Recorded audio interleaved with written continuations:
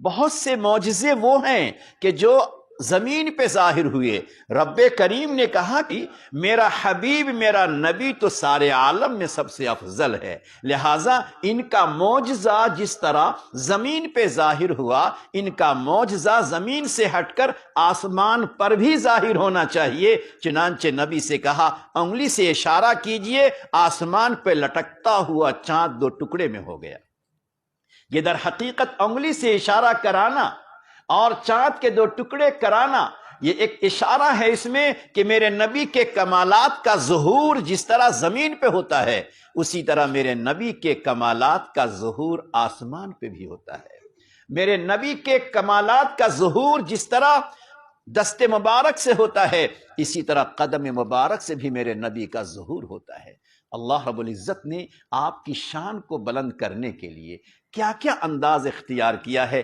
حقیقت یہ ہے کہ اللہ محتاج نہیں ہے آپ کی عظمتوں کے بیان کرنے کا، آپ کے تقدس کو بیان کرنے کا، آپ کے کمالات کو بیان کرنے کا، مگر پس پردہ آپ دیکھیں تو در حقیقت جس اللہ کو اپنے نبی سے بے پناہ محبت ہے، اس اللہ کو اس نبی کی اس امت سے بے پناہ محبت ہے۔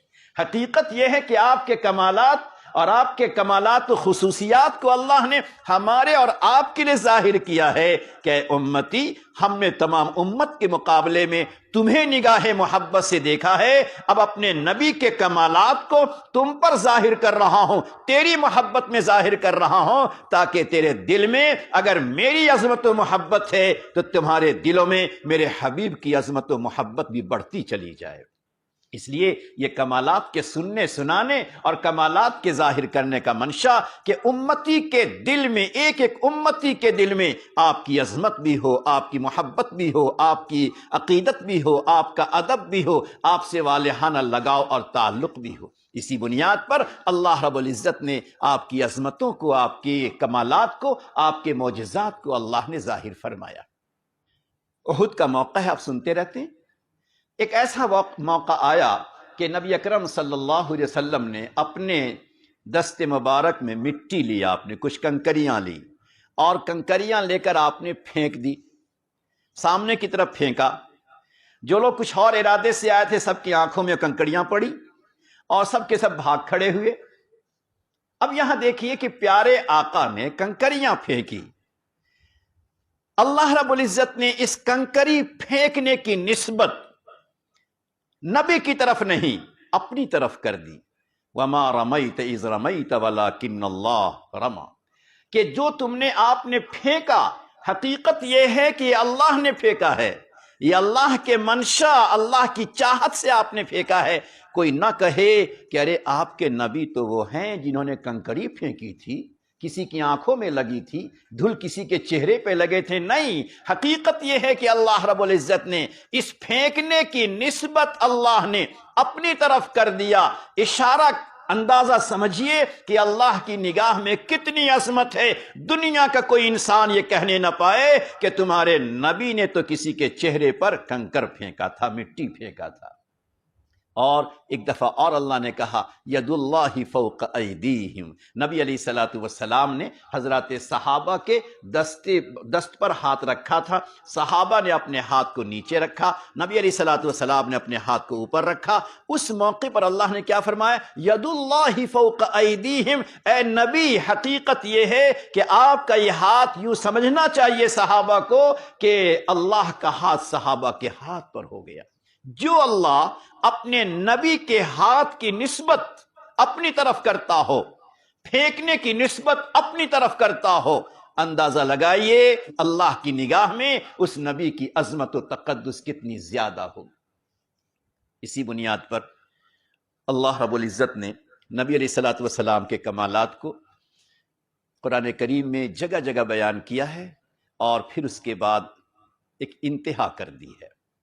ذرا سوچئے گا کہ آدم علیہ الصلوۃ والسلام کے سامنے اللہ نے سجدہ کرایا۔ اب یہ بات ہے کہ یہ آدم علیہ السلام کی ایک ایسی خصوصیت ہے کہ سارے فرشتوں نے سجدہ کیا تھا۔ یہ ایک ایسی امتیازی خصوصیت ہے آدم علیہ السلام کی جو کسی کو حاصل نہیں ہے۔ اب اس آپ آدم علیہ السلام کی خصوصیت کے سامنے، حضرت آدم کی اس امتیازی معاملہ کے سامنے نبی علیہ الصلوۃ والسلام کا ایک امتیازی معاملہ کو دیکھیں گے تو وہاں بھی آپ کی برتری ظاہر ہوتی ہے، وہاں بھی آپ کی عظمت ظاہر ہوتی ہے کہ وہاں اللہ نے حضرت فرشتوں سے سجدہ کرایا تھا، مگر جب پیارے حبیب پر صلاۃ و سلام بھیجوانا ہوا، پیارے نبی کی بارگاہ میں زندگی میں اور زندگی کے بعد، موت کے بعد بھی آپ کی بارگاہ میں صلاۃ و سلام بھیجوانا ہوا تو اللہ نے کیا کہا؟ ان اللہ و ملائکتہ، اللہ بھی اور تمام فرشتے بھی پیارے نبی پر صلاۃ و سلام بھیجتے ہیں۔ علامہ شبیر احمد عثمانی رحمت اللہ علیہ فرماتے ہیں، میں بہت غور کرتا رہا کہ حضرت آدم کی اس امتیازی شان کے مقابلے میں ہمارے نبی کی کون سی امتیازی شان سامنے آتی ہے، تو فرماتے ہیں وہاں تو صرف فرشتوں نے سجدہ کیا، ایک مرتبہ سجدہ کیا، مگر یہاں تو اللہ بھی پیارے نبی پر صلاۃ و سلام بھیجتا ہے، بار بار بھیجتا ہے، اور فرشتے بار بار آپ پہ صلاۃ و سلام بھیجتے ہیں، تا قیامت بھیجتے رہیں گے۔ ایک سجدہ ہوتا ہے حضرت آدم علیہ السلام کا، یہاں ہزاروں نہیں، لاکھوں نہیں، بے شمار صلاۃ و سلام فرشتوں کی طرف سے ہمہ دم پیش ہوتے ہیں۔ لہٰذا اے لوگو، اب کہنا چاہتے اے لوگو، تیرا رب نبی کو بھیجا ہے تیرے واسطے، تیرا نب کمالات کو ظاہر کرتا ہے تیرے واسطے، تیرا رب ان کے امتیازی شان کو ظاہر کرتا ہے تیرے واسطے، تیرا رب سارے نبیوں کے مقابلے میں کمالات کو ظاہر کرتا ہے تیرے واسطے۔ اب تو ذرا اپنی زبان کو دیکھ لے کہ تیری زبان پہ میرے حبیب کے لیے درود پاک ہے یا نہیں ہے۔